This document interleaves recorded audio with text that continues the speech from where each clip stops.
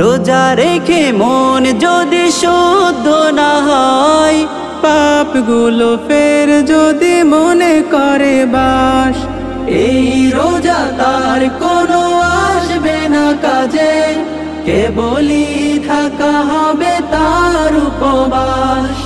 রোজা রেখে মন যদি শুদ্ধ না হয়, পাপগুলো ফের যদি মনে করে বাস, এই রোজা তার কোনো আসবে না কাজে, কেবলই থাকা হবে তার উপবাস।